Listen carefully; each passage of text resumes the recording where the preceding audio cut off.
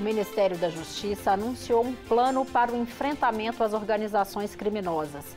Com previsão de 900 milhões de reais em investimentos, o programa Enfoque promete pôr em prática o Sistema Único de Segurança Pública. Este é o tema da nossa conversa com dois integrantes da Comissão de Segurança Pública e Combate ao Crime Organizado da Câmara, o deputado Capitão Alden, do PL da Bahia, e o deputado Raymond, do PT do Rio de Janeiro. Deputados, bem-vindos ao Câmara Debate. Eu começo perguntando ao deputado Capitão Alden. Deputado, historicamente o Brasil sempre tem atuado apagando incêndios e controlando crises com operações especiais em momentos de maior gravidade. Esse programa pode ser um primeiro passo estruturante ou é mais uma operação especial? Olha, primeiramente nós tivemos acesso ao plano que foi desenvolvido pelo Ministério da Justiça e até o presente momento eu não consegui compreender na sua totalidade os reais objetivos desse plano. Nós vimos apenas números, recursos vultuosos. A primeira impressão que passa é que realmente o governo federal não definiu muito claramente como é que serão destinados esses recursos. Grande parte das organizações criminosas que atuam no Brasil, em especial na Bahia, no meu estado, tem atuado nos últimos 20 anos sem qualquer tipo de atuação por parte do governo do estado ou mesmo do governo federal. Então, de acordo com esse plano que foi apresentado e dado ciência através da imprensa, eu não vejo claramente, objetivamente, nenhum tipo de recurso ou de método que será aplicado para conter o avanço das organizações criminosas no nosso estado e no nosso Brasil.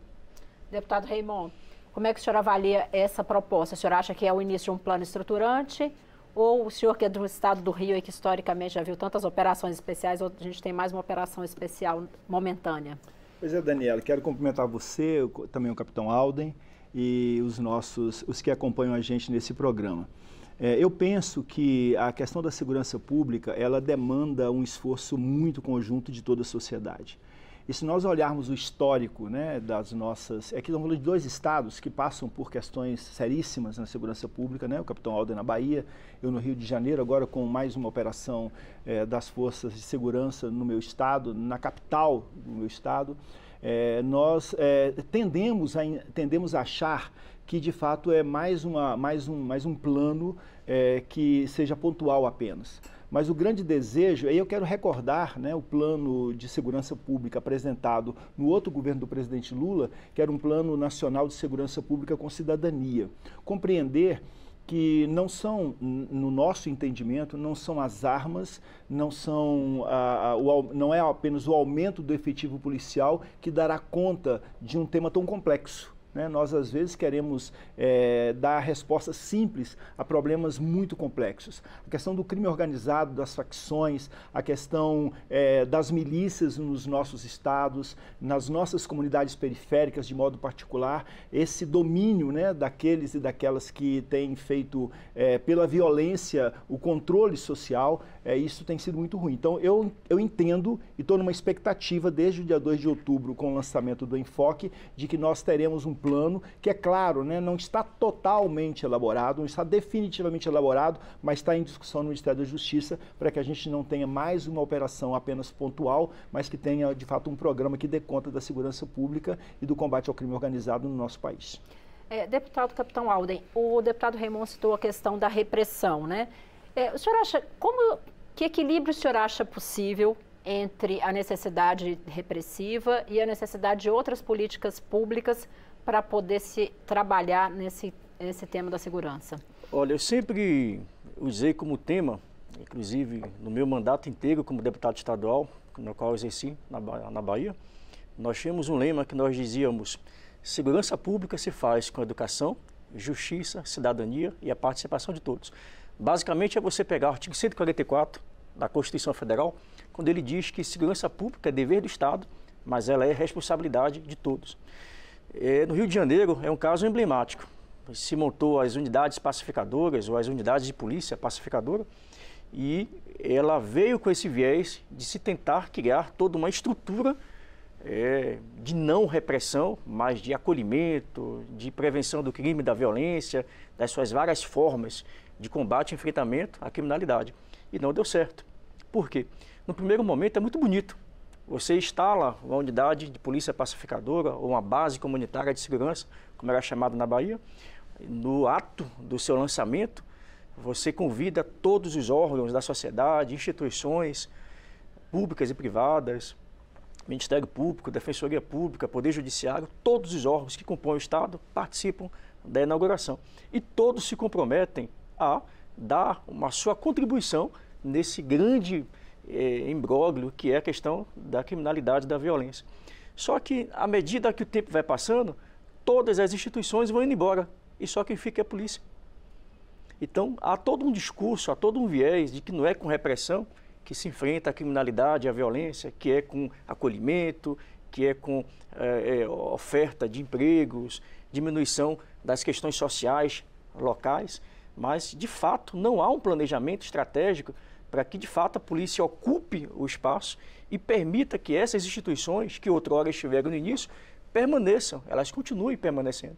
Então, esse é um problema que tem que ser corrigido. Não é só com a polícia que você vai resolver isso. Mas eu preciso também abrir um parênteses.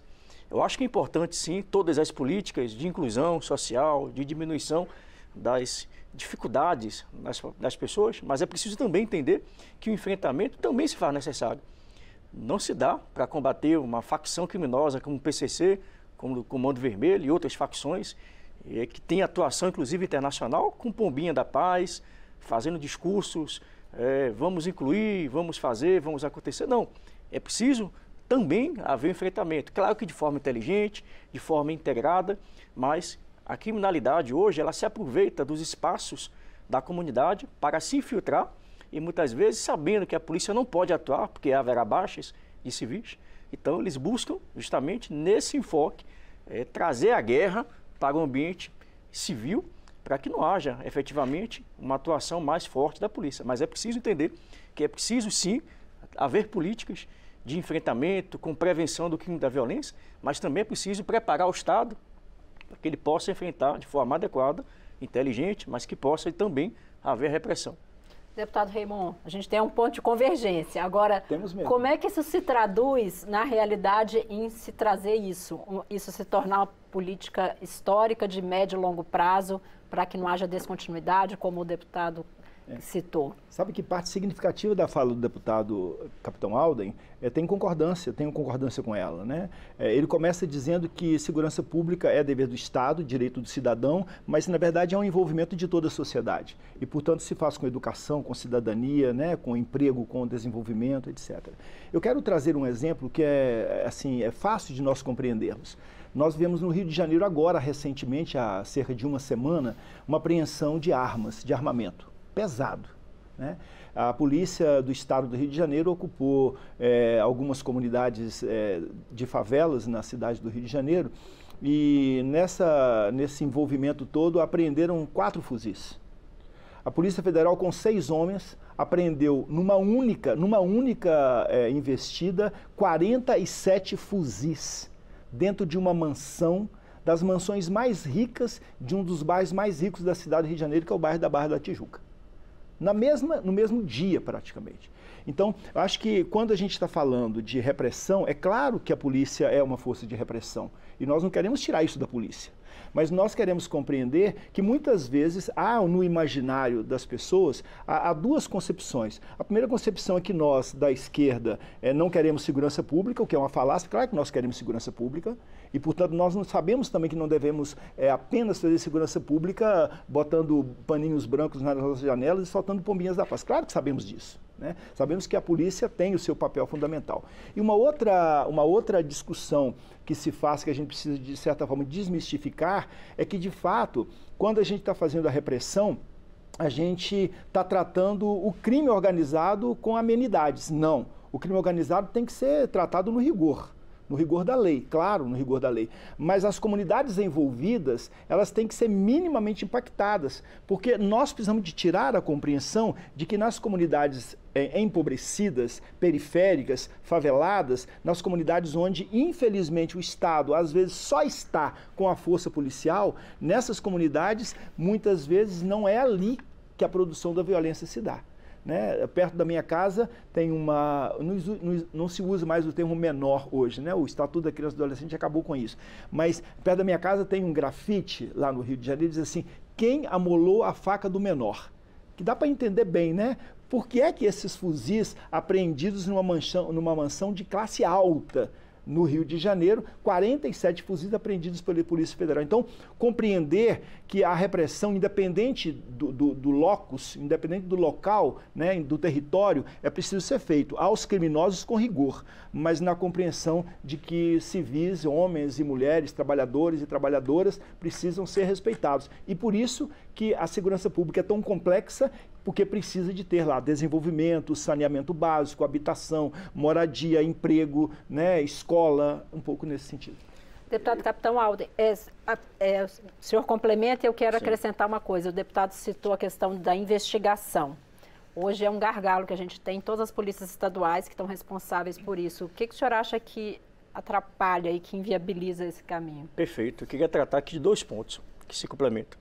Primeiro, equivocadamente, de forma errônea, tentam sempre associar que as apreensões de armas de fogo, elas se dão na medida em que houve uma flexibilização do acesso às armas, em especial durante o governo Jair Messias Bolsonaro. Eu vou trazer aqui dados do meu estado. Nos últimos 16 anos, coincidentemente ou não, governados por partido do PT, Rui Costa e Jacques Wagner. A Bahia, de 97 até 2007, figurava entre os estados mais seguros do Brasil. Bahia, 97 a 2005. Quando Jacques Wagner assumiu o governo do estado em 2007, a Bahia começou a despontar nos rankings nacionais de violência. Só na gestão Jacques Wagner, que foi 8 anos de governo, nós tivemos 42 mil assassinatos, somente na gestão de Jacques Wagner. Assumiu Rui Costa, atual ministro da Casa Civil. Também permaneceu por 8 anos no governo da Bahia. A quantidade de assassinatos, somente na gestão Rui Costa, 47 mil assassinatos. Somando-se os 2 governos, quase 90 mil assassinatos. E é interessante, sempre atribuem que a política armamentista ou de flexibilização de armas culminou na maior apreensão de armas. Nossa, quanto mais armas liberadas, maior a violência. Quanto mais armas liberadas, maior a quantidade de armas apreendidas e retiradas de circulação. Só que um detalhe interessante, eu encaminhei para a Polícia Federal, porque esse é um discurso do atual ministro Flávio Dino e do próprio governador Jerônimo e outros tantos governadores da esquerda que sempre dizem, atribuindo a responsabilidade do aumento da violência nos estados a Jair Messias Bolsonaro e a sua política. Só que interessante, você pergunta à Polícia Federal, eu requisitei via ofício e perguntei à Polícia Federal quantas armas foram constadas como roubadas, furtadas ou extraviadas nos últimos 5 anos no estado da Bahia. Estado que tem registrado, segundo a PF, 166 mil armas. Nos últimos 5 anos, armas legais. Nos últimos 5 anos, a PF me respondeu que nos últimos 5 anos, apenas 98 armas foram furtadas, roubadas ou extraviadas do segmento civil, do cidadão que obteve a sua arma de maneira regular, através do processo lícito. Aí você vai para os CACs, o outro grande vilão que o Flávio Dino aponta sempre o seu canhão, como sendo os culpados. Os CACs têm muitas armas, quanto mais armas, mais violência. Aí eu volto para a Bahia. Hoje a Bahia tem 28 mil CACs registrados, de acordo com o Exército Brasileiro, em especial a seção de fiscalização de produtos controlados. Foi feito um recadastramento agora, recentemente, em todo o Brasil. Somos mais de 1 milhão de CACs. 99,8% de todas as armas cadastradas que pertencem a CACs foram devidamente cadastradas. E aí sempre a desculpa do governo é que essas armas ou foram furtadas, roubadas ou extraviadas, estão sendo utilizadas contra a população de bem e até mesmo contra a polícia. Só que os dados não prosperam, não procede nenhum tipo de narrativa de que são os CACs os culpados ou a população civil que tem a sua arma furtada, roubada, extraviada. Então esse é um ponto que a gente precisa entender, que não são as armas dos civis, as armas legais, as responsáveis pela criminalidade, mas pelo contrário, as armas ilegais, que entram pelas fronteiras, que circulam pelo país com mais de 40 mil quilômetros de fronteiras. Aí o que é que o governo federal fez? Não apresentou, por exemplo, já que o problema são as armas, não apresentou um planejamento para que as Forças Armadas do Brasil, em especial o Exército, que faz a patrulha das fronteiras, temos 220 mil homens para todo um país com tamanho continental, com mais de 40 mil quilômetros de fronteiras. Você não tem uma força armada forte o suficiente para patrulhar o mar, terra e ar. Então é preciso que, de fato, o governo federal não apresente apenas números de dinheiro, de montante que vai ser encaminhado para o Estado, mas apresentar um planejamento estratégico macro envolvendo Forças Armadas e demais instituições de segurança pública. Deputado Raymond, o senhor já tem essa resposta? Eu acho que tem, na verdade, uma questão de fundo, que é uma questão ideológica, né? E aí a gente diverge, né? De fato, a gente tem compreensão, sim, de que quanto mais armas disponibilizadas na sociedade brasileira, mais inseguro estamos. Isso é uma concepção de fundo, né? E que a gente pode divergir continuando o diálogo. Mas eu quero trazer aqui, né, um pouco até naquilo que o deputado, o capitão Alden, traz. Ele lembrou o estado da Bahia, né? E a gente tem, de fato, uma crescente que, de certa forma, tem independido de governos, né? Porque o meu estado é governado pelo PL, que é o partido do deputado. Né? Então, quer dizer, compara a Bahia que está lá com o PT, o PL que está com o Rio de Janeiro. Então, quer dizer, acho que independe dessas questões, até porque é tudo muito mais complexo. A gente diz, é como se o buraco é mais embaixo. Mas aqui eu quero trazer o Programa Nacional de Enfrentamento, né, o Enfoque, para vocês entenderem, né, o que eu estou falando. Olha, são 5 eixos. 5 eixos. O capitão falava aqui sobre a questão das fronteiras, né? Primeiro eixo, integração institucional e informacional. Aumento da eficiência dos órgãos policiais.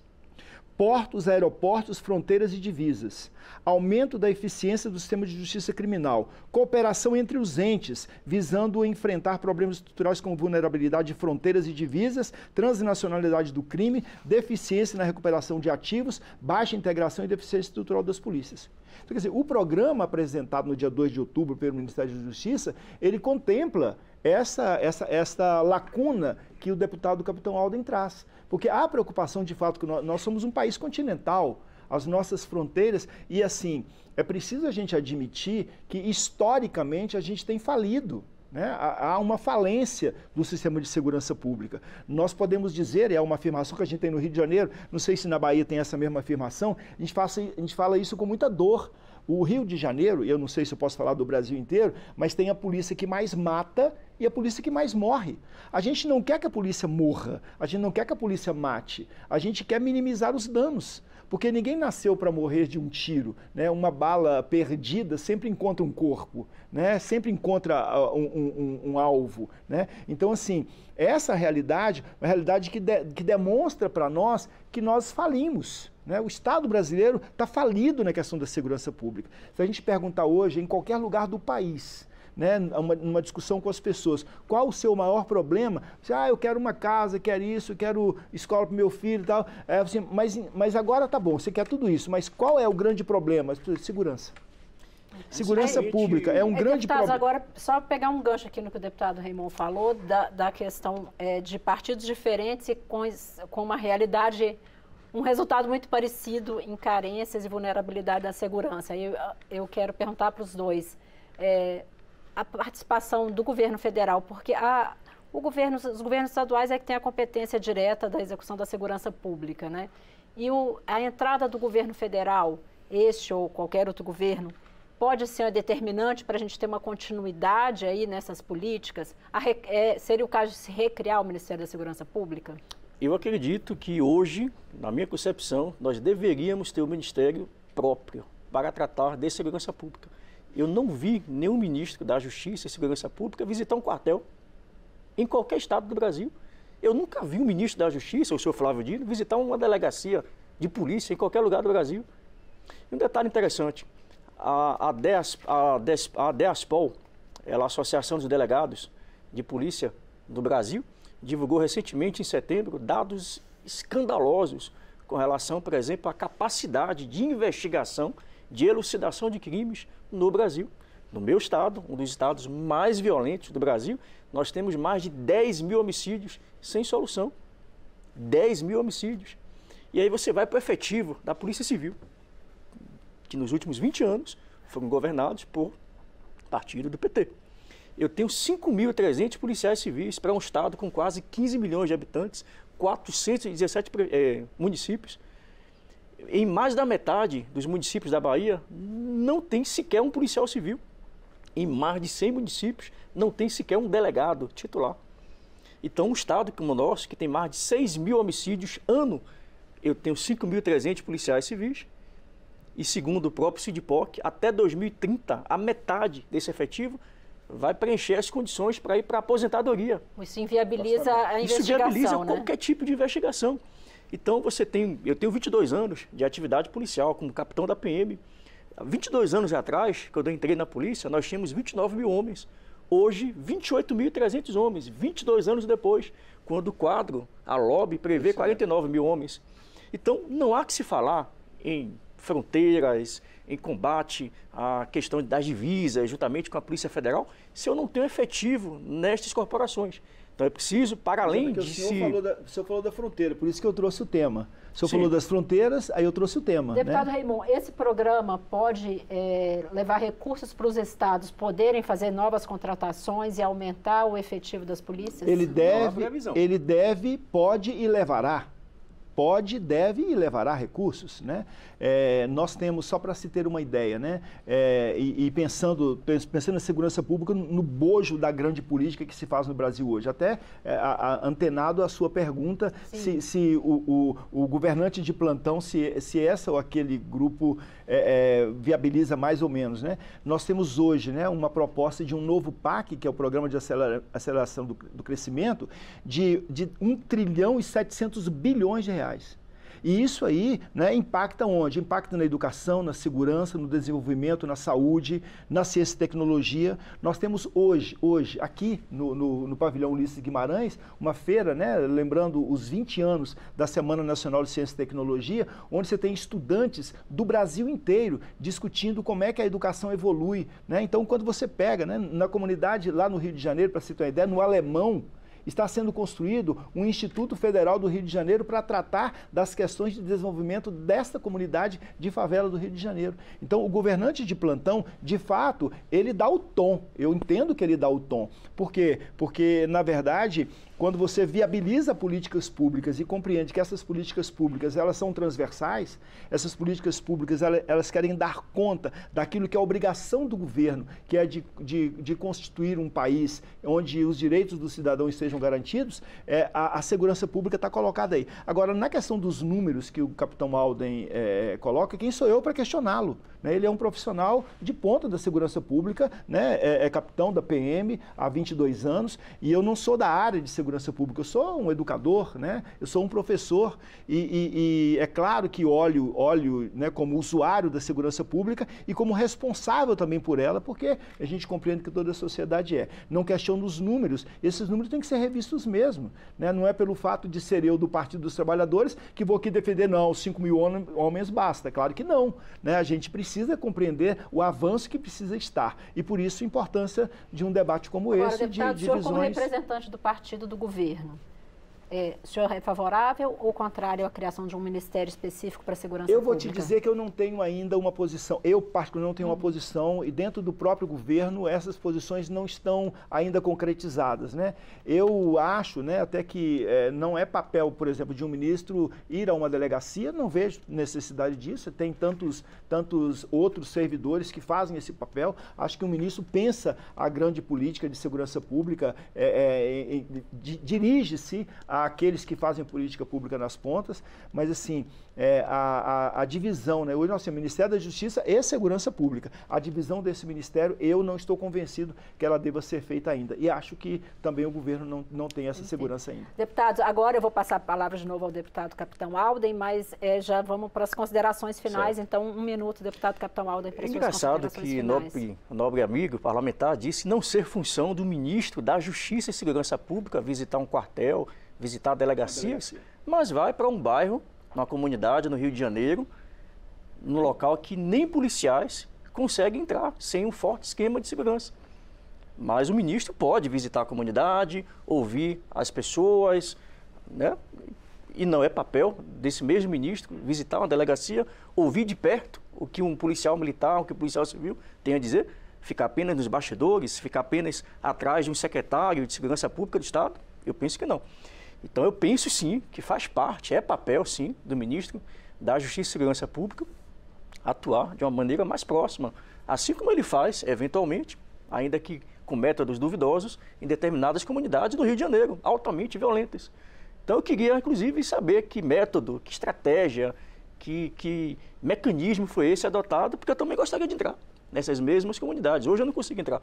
Sem um grande aparato, sem uma grande avaliação de segurança, eu não consigo entrar. Então, eu acho importante, sim, que o ministro se faça presente em quaisquer localidades, mas principalmente no segmento de segurança pública. Eu entendo também que nesse programa todo que foi estabelecido, no planejamento, eu não vejo claramente, já que o problema é armas que estão adentrando as fronteiras do nosso país. Então, eu não vi, por exemplo, concretamente, até 2030, vamos realizar concursos para o Exército, Marinha e Aeronáutica, para tentar suprir essa deficiência nas fronteiras. Eu não vi isso claramente. Já que o problema no Brasil inteiro, não é só na Bahia, por exemplo, apenas 39% dos homicídios são elucidados. E a média brasileira é de 15% dos homicídios no Brasil inteiro.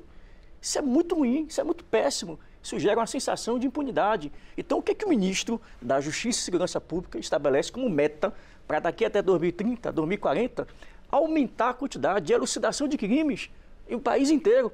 Então, não há como se investir tamanho recurso se eu não atingir diretamente as necessidades básicas.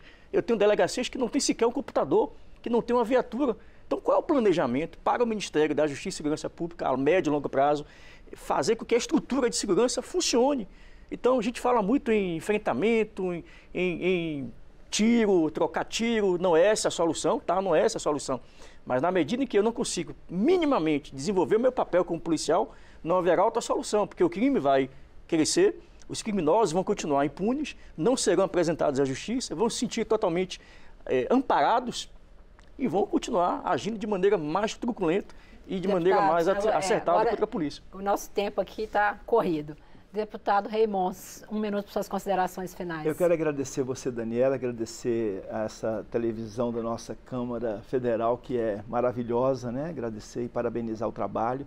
Agradecer também ao capitão Alden pela companhia aqui no debate, mas também agradecer a ele que me dá a oportunidade de me dirigir ao povo da Maré, que foi onde o Flávio Dino esteve. O povo da Maré é um povo trabalhador, né? Eu vou a Maré constantemente. Eu ando de motocicleta, na garupa de uma motocicleta para subir o Morro da Rocinha, para subir a favela do Turano. Eu estive recentemente na comunidade do Caju. A gente tem uma visão à distância do Rio de Janeiro de que em cada esquina das nossas favelas tem uma pessoa de arma a nos matar a qualquer momento.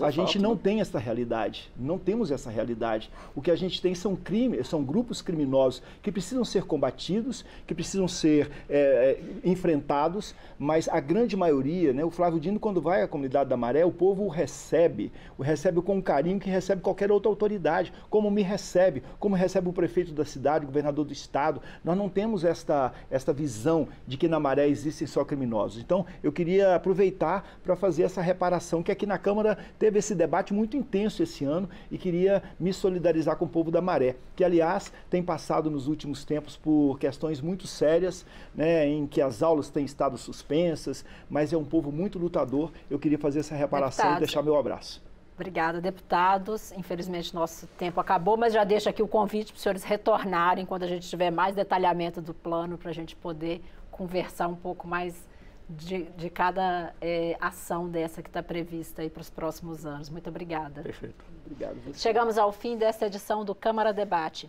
Eu conversei com o deputado Capitão Alden, do PL da Bahia, e o deputado Raymond, do PT do Rio de Janeiro, sobre o combate às facções criminosas. Você pode assistir este e outros programas em nossa página na internet, câmara.leg.br, ou em nosso canal no YouTube. Obrigada pela audiência e até mais.